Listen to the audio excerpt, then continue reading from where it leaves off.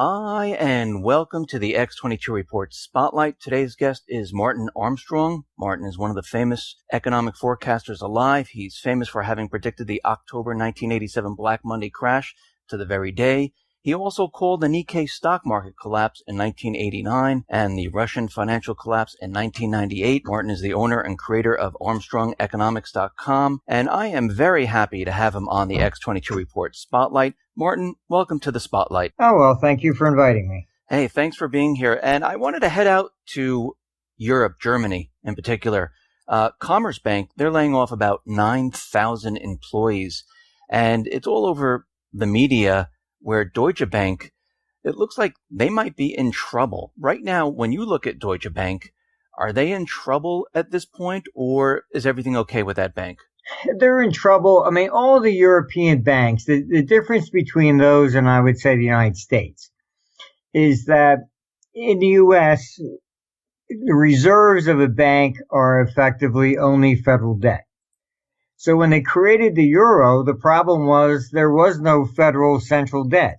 So to be politically correct, they all had to have a piece of everybody else.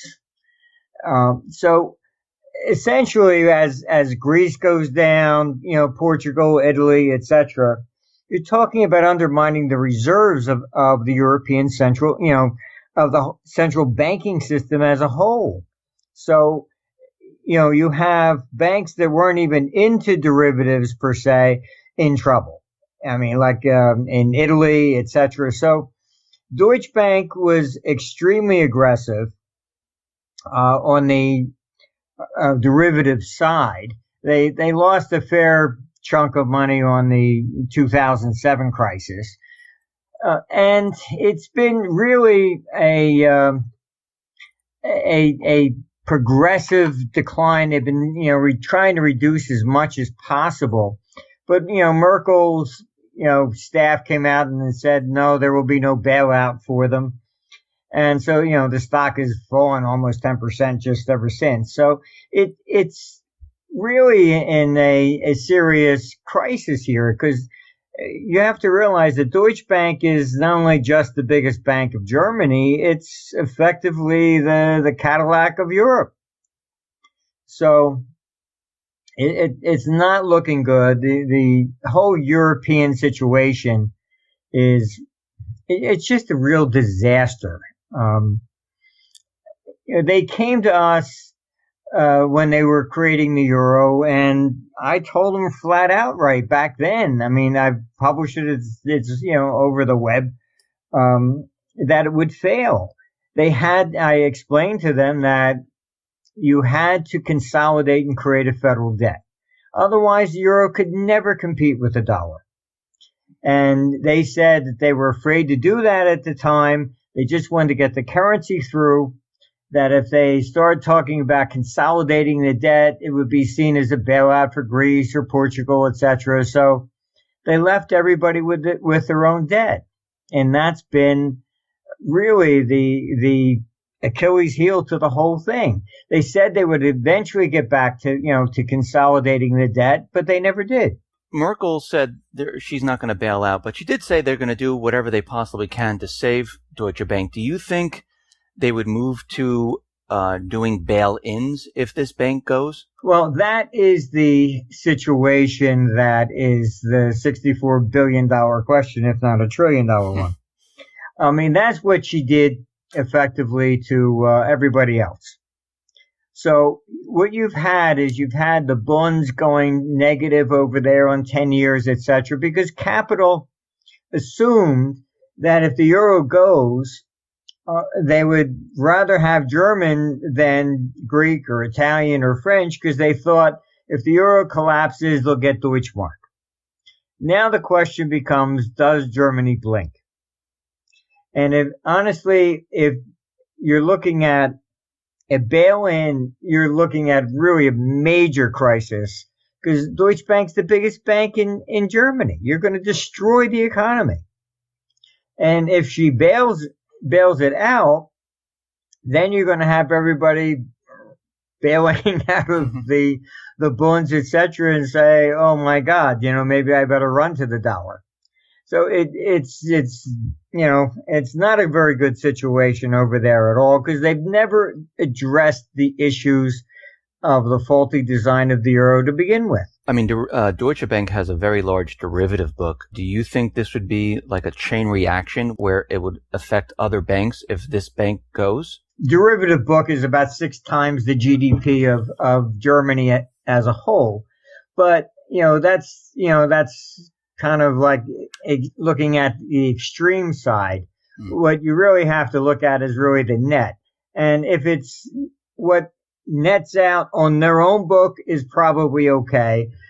It's the cross bank, if other banks have used it, but you'll end up in the same thing as like Lehman, and they'll start shorting it, things of that nature. So I don't think it's as great as some of the people have explained, because you really have to look at the net off their books and between the banks. So yes, it could create a contagion as we saw, coming out of 2007. So you mentioned that the EU, they're not doing so well. And we know that the ECB, there were negative interest rates. They've been buying corporate bonds. I think they're looking to buy equities. What else can they do? I mean, none of this has really helped, has it? Has it really helped the European Union? Zero. I mean, this quantitative easing that everyone assumed, if the Fed did it, this is going to be hyperinflation, etc. It's just false dreams, because how do you get inflation? Inflation comes if the money's in the hands of the consumer. Mm-hmm. Fine, you bailed out the banks, but then look at what the banks did. They went to the Fed and they said, gee, we don't have anything to buy. You should pay us interest directly. Then they created excess reserves. Okay, fine. The Fed, monetized. Okay, but they have almost $3 trillion sitting there in excess reserves. So the money was never put into the system. If the banks had lent it to people, actually done something for the economy, that's one thing, but they didn't. They have hoarded money themselves. And so everything the Fed did really hasn't been a robust recovery. This is one of the shallowest recoveries ever since. And it's largely because of what the Fed did and what these central banks are doing. I wanted to move here to the United States. You wrote an article about a pension crisis, and many people are out there talking about there's a problem with pensions. They're underfunded. When you say there's a pension crisis, what do you actually mean? Most of your crisis is predominantly in the public sector. Mm-hmm. You have several states that have been lobbying. For example, California, Illinois, New York, and Texas were the leaders in behind the curtain lobbying effectively that what they want to do is seize all the private pensions, and then the state would manage that because they're broke on the public side. So it's always this Ponzi scheme. Obamacare. What was the real design of Obamacare? They were effectively going to fine any youth who didn't buy it, and they were looking at getting the youth to have to pay premiums for things they don't really need that would then offset the expenses for the other side. So it's always a Ponzi scheme that the government does. It's never an outright program per se. And that's why Obamacare has been failing, because, first they put in a fine of $75. You said, well, $75 a year. Okay, that's cheaper than $300 a month. Mm-hmm. But you just have these it's partly academics and partly people that are there running government have never worked in the private sector.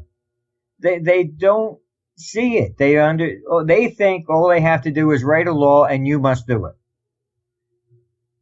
So as long as you're going to have people running governments like that and think their power is the pen, well, good luck. I mean, because the people do not necessarily do that. Does everybody drive 55 miles an hour down the road? No. Maybe, That's the answer. Yeah. Let me ask you, gold right now is 13 and change, and we see gold has moved up since December of 2015. And, people are out there and they're talking about gold going to, 5,000, 10,000, whatever the number is. What is your forecast on gold? Where do you believe it is heading? Longer term, all right, not within a year or two, but you look out further, then the maximum we could possibly come up with on gold would be really $5,000. That's it. And, a lot of the gold promoters, they talk about, 50,000, 100,000, it's just ridiculous. It's really, really absurd. And the bulk of the money that would go in gold is really just individuals, not institutions. Institutions could buy the gold stocks, but they can't really invest in gold per se because it doesn't pay a dividend. So that doesn't do any good for a pension fund. They need income. So a lot of the gold promoters are saying, oh, paper gold, etc. Well, those that did have gold, they leased it out, earned some income. So it's really a retail market more than institutional. So, gold will go up, but, it begrudgingly, largely because it's, the government has been hunting taxes everywhere. It's really, getting very bad.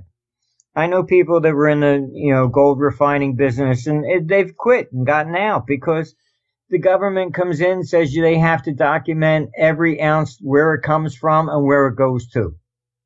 They're tracking everything. So this is the hunt for money. The governments are just flat outright broke.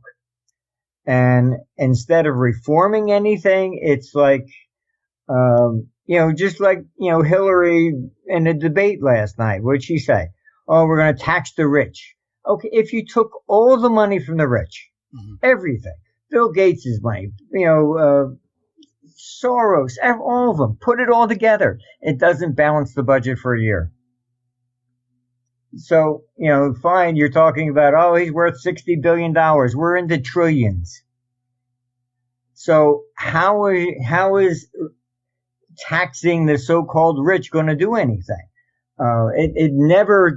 The money never gets to the middle class anyhow. It always goes into the politicians' pockets.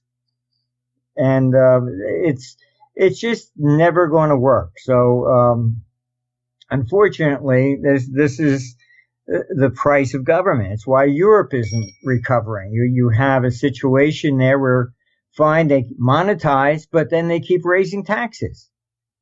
If I say, well, I'll lend you money at 1%, if you can't at least make 2%, you're not going to borrow and pay 1%.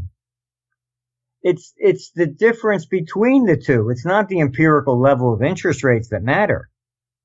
It's if you can make a profit. If I say I'll give it to you 10 and you think you can double it and make 20, you'll take it at 10. It's funny. You mentioned taxes, and if we think back to when they went ahead and implemented the income tax, didn't they tell us that they were only going to tax the wealthy?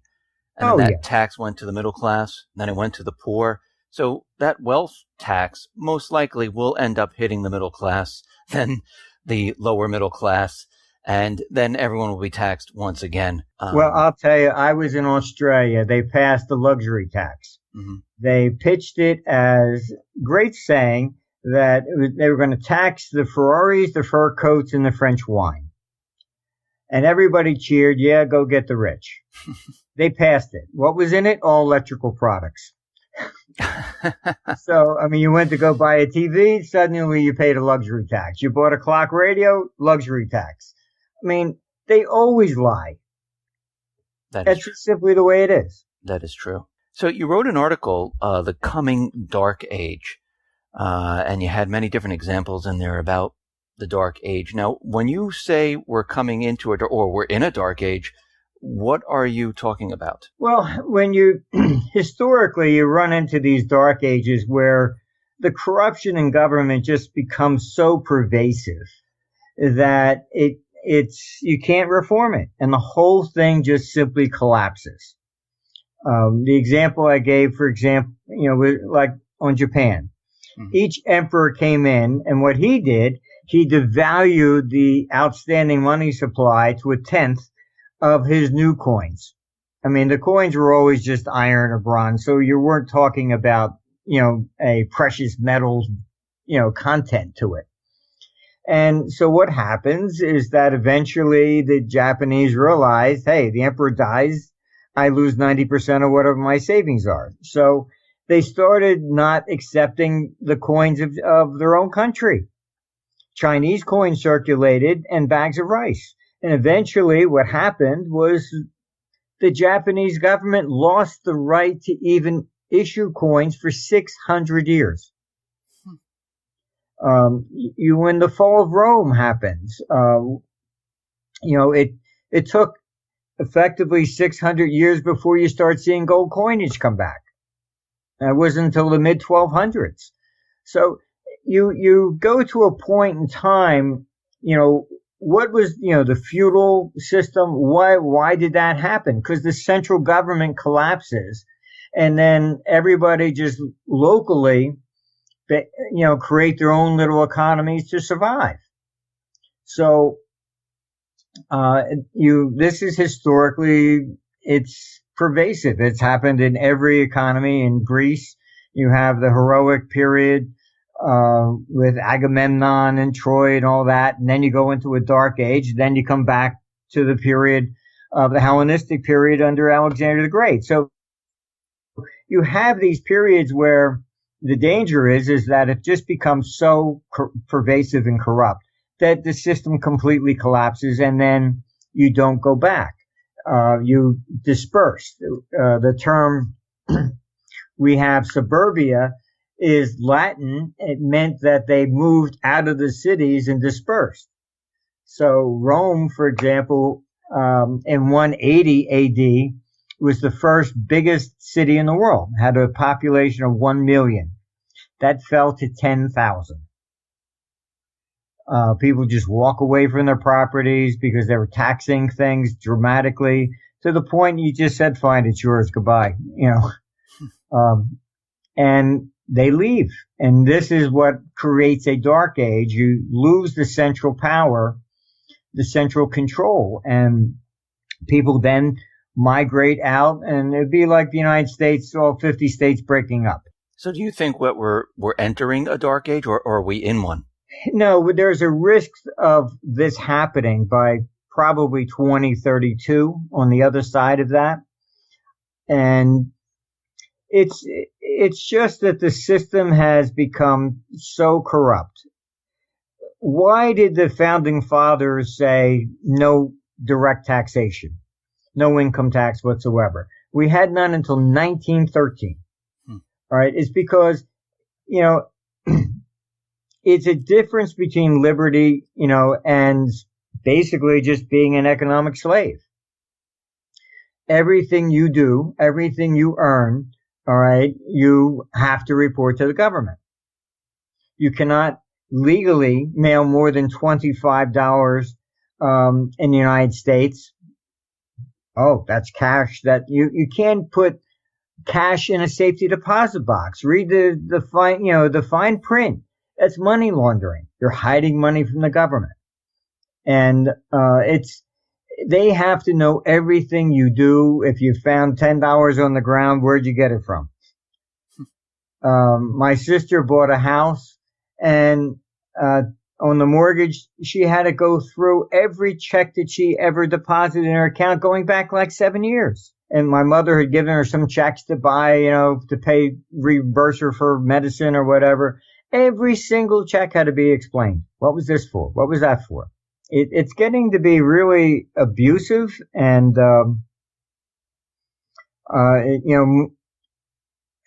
it's everywhere. If you're leaving Italy and it looks like you have too much, gold jewelry on, they take you off to the side and weigh it. I was in Brussels in meetings with the government there, and I hopped on the train to run over for a meeting in London. I was pretty much the only guy in a suit and tie. Everybody else was in jeans and sneaks. I just was running over to get to a hotel so I could get changed. I'm the one pulled over by the customs in London. I looked at him. I said, "What?" He says, "Yeah, you come here." I said, "What's the, I said, he says, "Where'd you buy your ticket?" I said, "I bought my ticket in Brussels." I said, "I'm American." All right. I had to show where I bought the ticket because he was looking, did I really live in London as an American and was coming back and maybe with money? It's just nuts. You take a train from Zurich to Luxembourg, it goes through France. They stop the train and the French have police. They come through looking through everybody's bags, looking for money. They confiscated, $10 million worth of bonds from an Italian who was on a train trying to go to Switzerland. You can't have money anymore.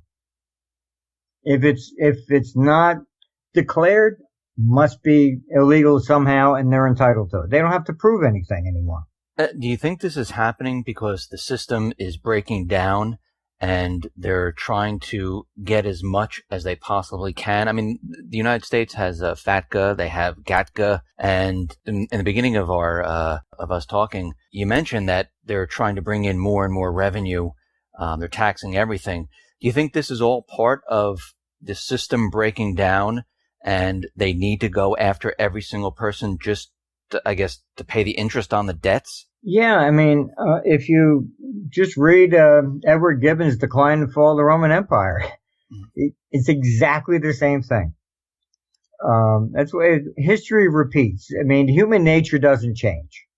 That's why it repeats. All right. Politicians, from ancient times, they said there's a politician under every rock. That's it. They take your money and they spend it and they squander it. They never give anything really back of any substance. And they just lie like crazy. They're up for sale. I mean, it's amazing. Like, and the press tends to be right in bed with them. I mean, it was the Clinton administration that removed Glass-Steagall. It was the Clinton administration that put in mandatory minimums that, now like up to 40% of black males have been in prison. All right. The Clintons are the ones that made student loans non-dischargeable and gave that to the banks. I mean, yet they stand up and say they were for everybody, other than the bankers. It's just amazing. But I mean, and nobody calls them out on anything, but that's the way it is. So do you think from everything that you've been looking at, are we heading for another crisis? Oh, yes. There's no question about that. We have, what is going to happen is effectively the markets are coiling. All right. Everybody keeps saying, the stock market's going to crash. All right. When the stock market crashes, usually the bond market goes up. Money's got to go someplace. It runs from the stocks, goes to the bonds. Are you really going to take the money and go to the bond market and say, here, government, you can keep 10% just to hold my money? I mean, we've reached the bubble in bond markets. This is it. And so the markets are coiling. You have probably the vast majority of these analysts saying, the stock market's going to crash, whatever. Retail participation's at historic lows. Mm-hmm. How are we going to get a crash like 87 or 2000 or 2007 if the retail public's not there? It's going to go up, not down. Because what will happen is when people finally realize this is really messed up and the danger is on the government side, not the private side, then you flip the other way around. You sell government bonds and you run into equities. Because, that is at least a place to park money. That's what the big money will do. And I had one guy say, you're wrong. S&P is at historic highs at 23. I said, really? In 2000, the dot-com bubble, the PE ratio reached 50. But you know what the historical high was? It was 120. When was that reached? 2009. So you're saying that there's going to be a bond collapse not an equity collapse. It's the bond markets that are really in serious trouble, because you can't go really effectively any lower in rates. And the crisis this develops is that all the pension funds, particularly the public sector funds, are effectively really they're insolvent. It's really, they needed 8%, all right, to break even. They don't have the money.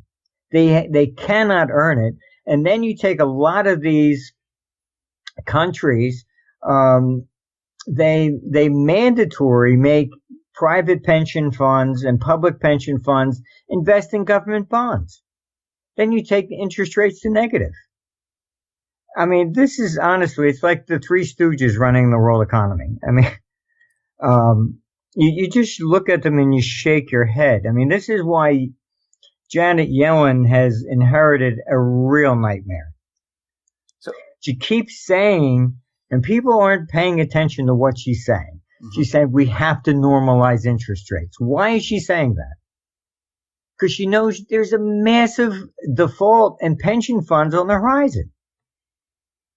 And she keeps saying we have to raise interest rates. And everybody, oh my God, you can't raise interest rates. Everything will crash. If you don't get their interest rates up to normal levels, all the pension funds are going down. Social Security goes negative next year, and so is Medicaid. Social Security can only be invested in U.S. government bonds. They can't earn enough money to pay out what's owed. When the bond market comes down, like you're saying, how bad is this going to be for like the everyday person? You know, the guy work or the girl working on the street, having a job, having their pension. What's going to happen to those people? Like, what are they going to see? Is it going to be like 2008? It would be more like the Great Depression. That's the last time you had a massive sovereign debt default, because we're looking at government debt. I mean, they don't want to talk about that. That in the sovereign debt before that was in the 1840s. It was all the states that went bust. And in 1931, all of Europe basically went bust, except, Britain went into a moratorium and they eventually came out of it. China went bust. South America went bust for the fourth time in a row. That's what made a Great Depression so great. You can take the stock market to 10 cents on the dollar. Mm-hmm. That's not going to create a Great Depression. Where is the vast majority of money invested? It's in bonds. So you destroy the bond market. Now you're talking about destroying capital formation. It's not the stock market.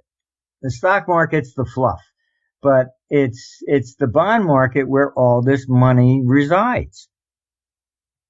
If you just took what's in excess reserves at the Fed and the corporate cash, all right, you're talking about $5 to $6 trillion of cash sitting just there. Okay. Can you imagine what the Dow Jones would do with $6 trillion? So, there's two sides to every coin. Sometimes it's the private sector that collapses. Other times it's the public sector. We're in, unfortunately, a side where it's the governments that are collapsing. They have promised the moon. They've done nothing. These people are incapable of any kind of fiscal management whatsoever. When the government collapses like this, like you're saying, and we have this problem like the Great Depression, people are going to lose jobs? Sure. I mean, it's, job growth is not great right now because taxes are too high. They keep raising taxes and taxes and taxes. And, fine, Hillary stands up and says, oh, we're going to tax the rich. But they never say who are the rich. The rich is defined by the tax code as $250,000 household income. We're not talking about billionaires and trillionaires here. That's basically good luck, starting a small business with $250K. So how long will this last, this collapse of government? I mean, it's not just going to be the United States. It's going to be worldwide? Yeah. I mean, it starts outside. It's never going to start from the center. The United States will be the last to fall. This is why the dollar has been so strong. It's why the central banks lately, China, etc., they've been selling U.S. government bonds at the request of the Fed, trying to keep the dollar down, but it doesn't stay down because you have all the Chinese rushing to get out of there. They don't trust their government. So they've taken over practically the West Coast, even, from Vancouver. They've been one of the biggest buyers, highest ticket buyers in real estate in the United States. In Europe, you have the same, crisis over there. It's just not, feasible. So the dollar is the only reservoir left. And I can tell you, as you know, I do consulting with a lot of governments. So I see I understand what's going on behind the curtain. I'm there. And I can tell you that there is a lot of people now talking in Washington that the dollar should not be the reserve currency. That they realize that what's happening here is that the Federal Reserve can't raise interest rates so easily because they have the IMF and everybody else saying, oh, please don't do that. You're going to bankrupt everybody else outside the United States. So the Fed has become the central bank of the world by default. So how do you get your power back to manage your own economy? The only way to do that is to get rid of the dollar as reserve currency. But that's not an easy task. It can't be simply declared, all right, you can't use your U.S. dollar as reserve currency. You just, that's it. You can't stand up and declare it. The IMF has been trying to sell the idea of the SDR, but that's not a currency. It's basically a basket of currencies. You've had these people saying, oh, well, China is going to become part of the SDR on October 1st, the dollar is going to crash. The SDR is a basket of currencies. It's not an independent thing. So part of the SDR, the vast majority of it is the dollar. So you got the British pound in the SDR. These things, and the euro's in there. They said the same thing with the euro. That didn't have any effect. It's a place where you're going to park money. That's what a reserve currency is. Can all the pension funds honestly stand up and say, yeah, okay, fine, we're going to buy Chinese government debt? No. If you're not at that level of trust yet, and their court systems, etc., can you really defend your money? We're not there yet. Eventually, we'll get there, but you're talking about a couple more decades. When the dollar is no longer the reserve currency, what happens here in the United States? What I argue for is that it shouldn't be the IMF, because the IMF is just a corrupt organization that has been bought and paid for many times over. Mm-hmm. And I think a brand new agency should be started. And what becomes the reserve is effectively a basket of currencies. But if we eliminate taxes, the income tax, and just went to a consumption tax, it changes everything. We have all this argument about immigration, all the rest of the stuff, and fine. What is the problem? The problem is that only Americans, citizens, pay income tax. So you can have an equal amount of illegal aliens. They do not pay income tax. So the solution is obvious. It should just be eliminate the income tax. Everybody pays a consumption tax. It doesn't matter where you're from. And all the studies show you would end up with more money in revenue than less. But you have people that just want to be able to punish somebody who earns more than they do. From everything that you've been looking at, when do you predict the bond market to come down? Do you have a time frame when you think this is going to crash? It should start next year. We've been basically saying, look, we had 4 major elections, and this has been what we're saying. This is like a year from political hell. The first was Brexit. The second one is the United States presidential elections. Then we have the French elections, Holland is below 10%. And then you have Merkel. And, Merkel's party's been coming in third now. Mm-hmm. So what you're looking at is by the time we get to the summer of next year, whatever you thought about the world, stability, politically, whatever, everything can be completely upside down. This is the uncertainty. This is why markets are coiling. They're not rallying. They're not declining. Nobody is like, who's on first? It's almost, I remember years ago trading all right, fine, when Reagan was shot. Oh, his bullet was dipped in cyanide or whatever. Rumors would get going.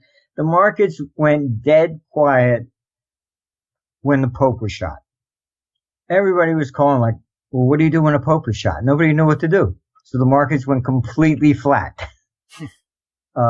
It's kind of like that. It's like, well, what do we do? I don't know. Is if Hillary's elected, are we just going to be nothing but immediate impeachment proceedings and all their emails then come out that they've been holding? Look, she took money from 7 foreign governments. Does the Clinton Foundation end when she gets into the White House? Or is that just going to be a backdoor for more political payoffs? There is just such a quagmire of a mess that we have. Because honestly, who the heck really even wants to run for a head of a government anymore? People that I know that would be really qualified, nobody wants to touch it. They're going to get into, oh, well, you lied to your girlfriend when you were in high school, It's just ridiculous. It's completely ridiculous.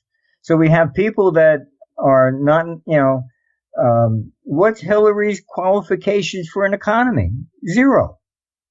Or Merkel or Holland. None of them have any economic background. Zero.